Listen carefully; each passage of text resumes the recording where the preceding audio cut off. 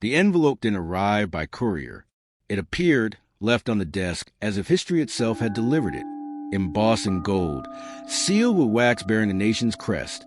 Its weight felt heavier than paper, like something alive was folded inside. No one saw who placed it there. The cameras glitched for 13 seconds. The guards at the hallway doors swore they never looked away. Yet the letter waited, humming faintly under the lamplight. When the president entered, he stopped mid-step. For a man who'd seen wars, scandals, and miracles of technology, he'd never seen silence behave this way, obedient, reverent, as though the air itself was waiting for permission to breathe again. He opened the seal. Inside, a single line written by hand in ink that shimmered between blue and gold. The world listens to you because of power. It listens to me because of peace. Let us not speak as rivals, but as reflections.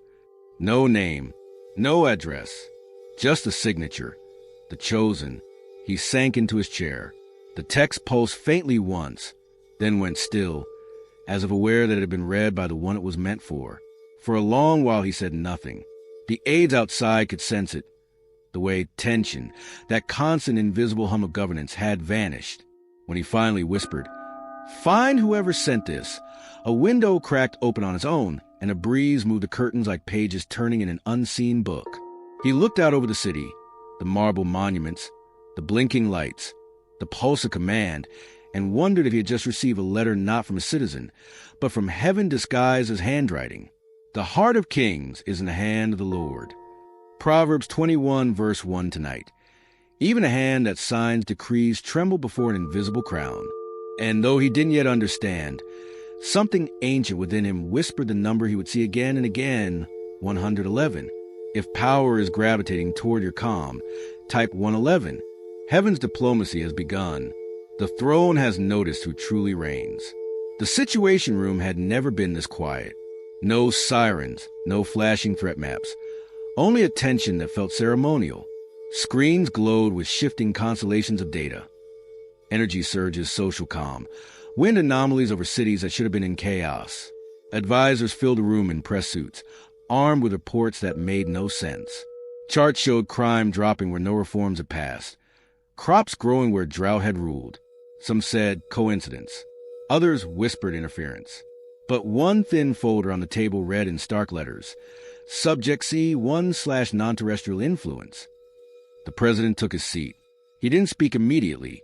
He only watched the screen, showing a satellite image of light patterns forming something that looked suspiciously like a crown. "Gentlemen," he said at last, "you've studied every kind of uprising. Tell me, what kind of movement asked for nothing?" No one answered. One aide cleared his throat. "Sir, the pattern follows where he has been." A silence thicker than secrecy spread across the table. Another analyst opened the next page, voice shaking. "It's not economic. It's moral gravity. The more people see him, the kinder they become. Systems reset without orders." They had tried to model it with algorithms, but the graphs only curved upward toward infinity. The president leaned forward. "So we're not losing control," he said. "We're witnessing correction." Someone finally whispered the question everyone feared. What if governance itself is being audited from above? No one laughed. Even the clocks seemed to hesitate before ticking again. The president closed a folder marked divine variables. He felt the same pulse that moved through the letter. He dismissed the room. When the heavy door sealed behind him, he looked at the ceiling and spoke barely louder than breath. "If this is heaven's design, may I not stand in its way." That sentence never entered the minutes of the meeting, but the walls heard it, and somewhere between circuitry and spirit, an angel updated the record. Consent granted from the seat of earth. Governments could brief themselves in data. Heaven briefed them in conscience. Tonight, strategy bowed to surrender. Deep beneath the Capitol, far below the marble corridors where history performs itself, a hidden archive hums. No tourists, no guards, only machines that breathe in rhythm, feeding light into endless rows of metal drawers. Inside them sleep reports that refuse to stay silent. A technician opens one, stamped in crimson, top secret/classified by light. The ink glows faintly, pulsing like a heartbeat. The pages inside are unlike anything bureaucracy has ever filed, half surveillance, half scripture. Entry 001. At 0400 hours, a riot dissolved in 30 seconds. No weapons deployed. Witnesses say an unnamed man raised his hand. The crowd fell to its knees. Entry 014. Tremors recorded on seismographs exactly match cadence of subject speech. Entry 038. Unverified healings within 12 kilometers radius of contact zone. Analysts tried to dismiss them as coincidences, until the coincidences formed a constellation. Someone drew the map, and the outline resembled wings. The Bureau of Influence convened at midnight. Their screens displayed real-time graphs. Fear index dropping, compassion index climbing, global noise frequency stabilizing. For every appearance of the chosen, data spiked with inexplicable serenity.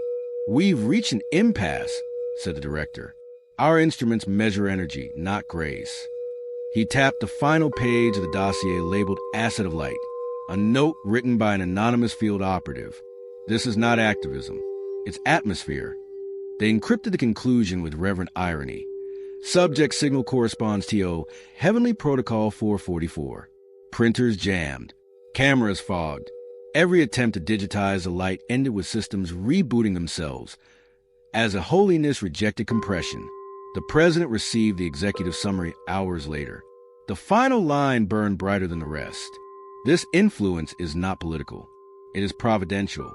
He read it twice, then closed the folder with both hands, not to hide it, but to pray over it. Somewhere in the circuits of state, faith had entered the files, and heaven, for the first time, had a clearance level. No media alert, no official record, just a line in the president's schedule marked private consultation, unlisted visitor. Even the Secret Service found nothing on file. Their databases returned a single word: authorized. The meeting room was one the public would never see. Circular, windowless, layered with signal blockers and silence. A table built from the wood of fallen Liberty oaks stretched through the center, like a courtroom awaiting a verdict. The president stood by the window, though there was no view, only the reflection of a man carrying centuries of command. His breath fogged the glass, and for a moment it looked like he was trapped inside history itself. The door opened without a knock. No guard announced it. The chosen stepped in, light trailing faintly behind, not like a halo, but like the afterglow of recognition. Something ancient remembering itself. He moved with no entourage, no urgency, just the gravity of a person who knows what will be said before it is spoken. The president, whose entire life was choreography, felt his rehearsed gestures fall apart. Still, he extended a hand. "I've read everything," he said quietly, "but I can't find the right classification." The chosen met his eyes. Then stop classifying. Start listening. The words didn't echo. They resonated, like tuning forks aligning across the atmosphere. Every watch in the room stopped ticking at that moment. Not broken, just synchronized with something older than time. Security cameras recorded static, but witnesses later swore the silence in that room had a pulse. No one mentioned scripture, yet heaven spoke fluently. No decree was written, yet 1,000 invisible contracts dissolved. Authority bowed before alignment. When they finally sat, no negotiations began. The president only whispered, "What happens next?" The chosen smiled faintly. "Now, truth governs itself." Outside, the clouds rearranged into perfect symmetry. Inside, two powers, earthly and eternal, shared the same breath. And for the first time in recorded governance, silence became policy. Sleep deserted him that night. The residence corridors were still, yet the air felt occupied, as if unseen witnesses lingered, waiting for a confession. He walked past portraits of past leaders, their eyes fixed in paint, proud but weary. Every one of them had carried the same illusion. That power could sustain purpose. But now, under the hum of midnight electricity, that illusion fractured. He entered the private study and closed the door. On the mahogany desk lay 3 objects: a pen, the nation's charter, and the letter from a chosen. He ran his fingers over the paper, feeling its faint pulse, as though it were breathing. He poured a drink, but didn't lift it. Instead, he looked out over the sleeping city. Headlights moved like constellations. The river mirrored the moon. Somewhere beneath that silence, people prayed without knowing who they were praying for. And in that realization, his pride cracked open like a shell. He sat and opened a new journal. At the top of the page, he wrote, "We have mastered defense, but forgotten discernment. We have built walls higher than faith. We have governed people, but not ourselves." The words felt alive, almost unwilling to stay still. He turned the page and continued, "My cabinet has intelligence, but not insight. We know the mechanics of influence, but not the music of mercy. I have ruled nations, yet lost the ability to kneel." His hand shook. Tears blurred the ink, transforming letters into shapes that looked like wings. He whispered, "If this presence truly reigns, let me not resist its rule." At that moment, the power flickered. Every light dimmed for a breath, then glowed brighter than before. Not electricity, but illumination. A low hum filled the air, vibrating through the desk, the glass, the heartbeat. Something unseen recorded that sentence, not in archives or cloud storage, but in heaven's own protocol. When dawn came, his aides found him still sitting there, eyes clear, posture light, hands folded in peace. "Mr. President, are you all right?" one asked. He smiled, faint but steady. "I'm better than that," he said. "I'm aligned." From that day forward, his signature looked different, as though the ink itself bowed between every letter. And those who saw him after swore his shadow no longer looked tired. It looked anointed. Dawn didn't rise that morning. It unfolded. Light crept into the Capitol like parchment, catching gold, soft but unstoppable. The president stood once again in the treaty room, the chamber where nations had once sworn vengeance, victory, and vanity. Now, the table waited for something sacred. On the desk lay a single page bordered in radiant gold. No insignias, no bureaucratic jargon, just a title embossed in gentle letters that seemed alive when read aloud. Covenant of Alignment. No one had drafted it. It simply appeared on the desk after the power surge that followed his midnight confession. The chief of staff found him staring at it, whispering, "I think heaven delivered the paperwork." He dismissed the staff. The moment demanded privacy. Minutes later, the door opened without sound. The chosen stepped inside. The president didn't flinch this time. All had become understanding. "So, this is it," the president said. "The treaty between power and purpose." The chosen nodded slowly. The first of its kind, signed not to control, but to align. They both stood before the document. The president reached for a pen that wasn't there. The chosen extended his hand, and in his palm appeared one, forged of light and memory. "Use this," he said. "It only writes truth." The president hesitated. "What if my truth falters?" "Then the ink will wait," the chosen replied. He pressed the pen to the page. Words appeared before he even wrote. Phrases whispered directly into the ink by unseen voices. "Let governance serve grace. Let law protect light. Let rule remember reverence. Let leadership be led." When he signed his name, the letters glowed for exactly 7 seconds, then cooled into gold dust that sank into the page. The paper itself pulsed once and then vanished, leaving behind a faint scent of rain and myrrh. No one witnessed it. No cameras, no transcripts, no proof. But the world would soon behave as if it had been notified. The alliance was sealed, not between two men, but between heaven and history. And somewhere above, unseen watchers marked the record. Covenant acknowledged. Rule and revelation synchronized. At first, nothing seemed different. No broadcasts, no breaking news, no executive orders. But the air changed, like the pause after a long storm, when even the wind seems to listen for something higher than itself. Inside government halls, tone replaced tension. Meetings once laced with suspicion ended in stillness. Old rivals found themselves finishing each other's sentences. Reports spoke of collective intuition, a phrase no analyst dared define. Across the world, data went strange again. Markets no longer responded to fear. Entire economies pulsed with a new rhythm, patient, merciful. Bankers called it a miracle of psychology. Prophets called it a correction of time. A journalist noticed a change first. Her articles about outrage began losing traction. while stories about forgiveness broke viewing records. Even the algorithms seemed converted. In classrooms, children no longer drew flags. They drew circles of light. In prisons, men began humming hymns they'd never learned. Hospitals reported rooms glowing faintly before recoveries. Surgeons swore it was reflection from the lamps, until the light remained after the lamps were off. International summits became strangely quiet. Where leaders once argued over borders, they now quoted parables. A prime minister who'd never prayed was caught on a hot mic whispering, "May we be worthy of what's coming." Something invisible guided the speeches of nations. Agendas softened. Words like retaliation and enforcement were replaced by restoration and reunion. The lexicon of the world was learning mercy. Even nature joined the diplomacy. Storms curved away from populated regions. Animals returned to forests long abandoned. It was as though Earth itself had signed the covenant. And yet, through it all, no one could trace it back to a cause. Scientists tried. Theologians smiled. But somewhere deep inside every living thing, a truth began to hum. The alliance was real. Heaven hadn't overthrown humanity. It had quietly upgraded it. The president said nothing publicly. But when cameras caught him staring at the sky during a press conference, millions felt the same pulse of recognition.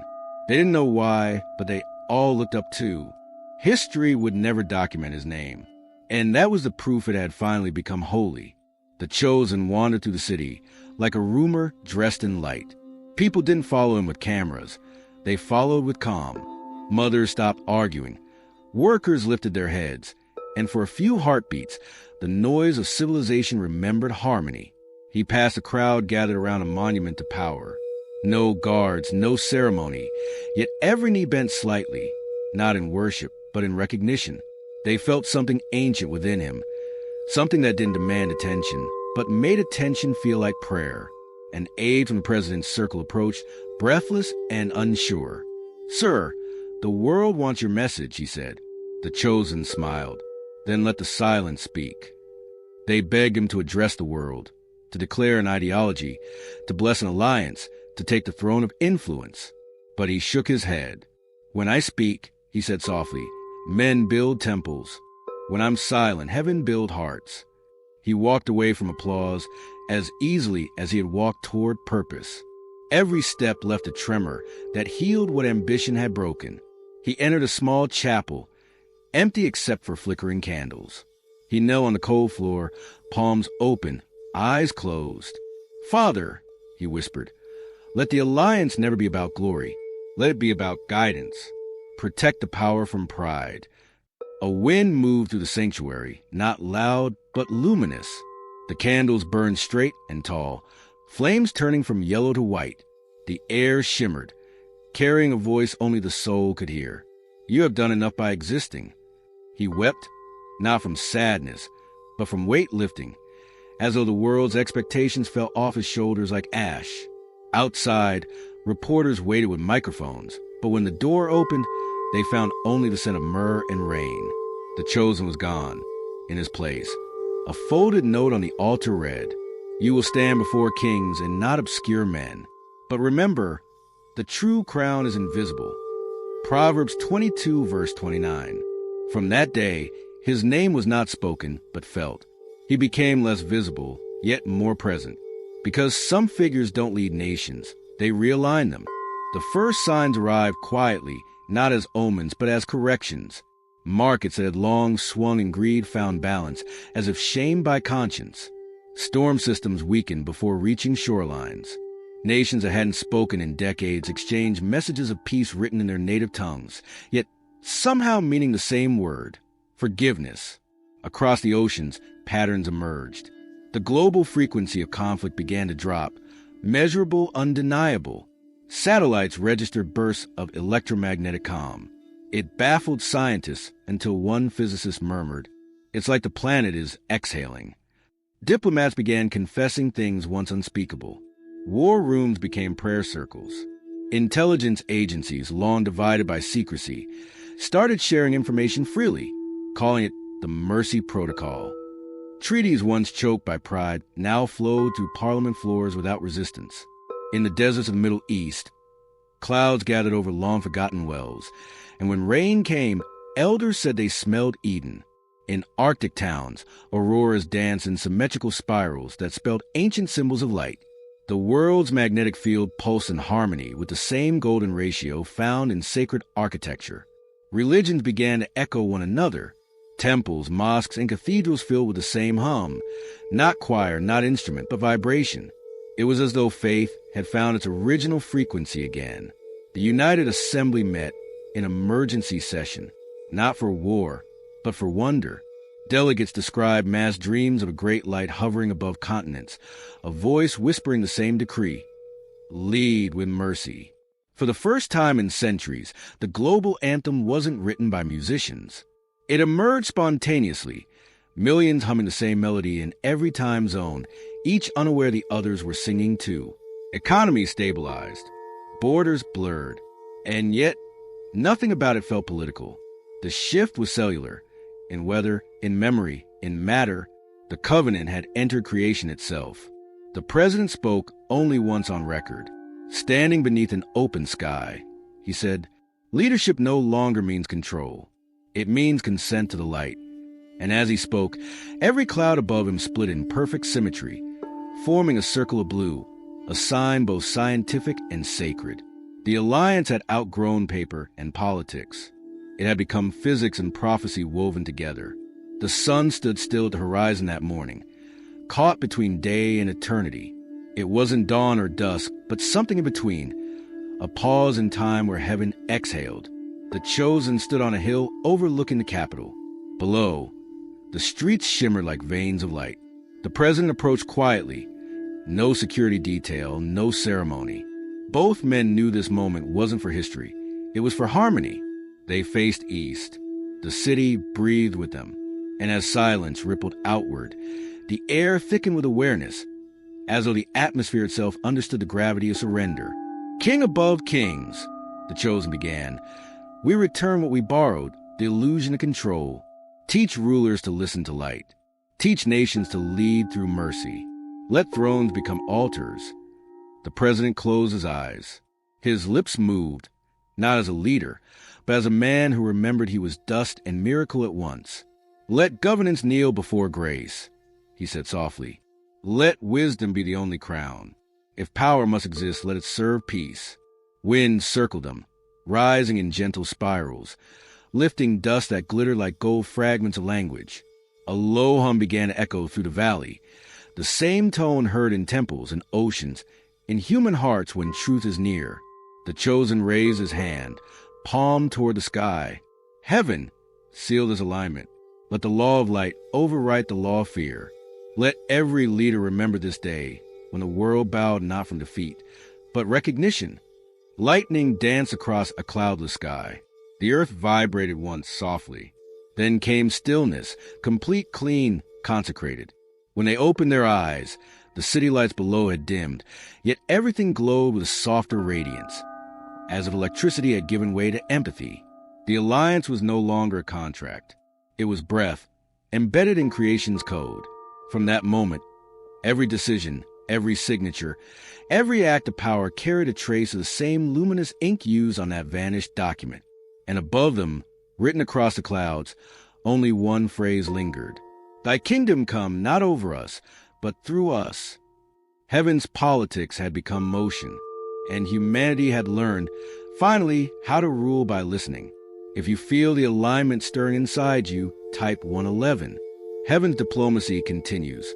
Through you, don't chase the throne. Carry the light. You're not being ruled. You're being remembered.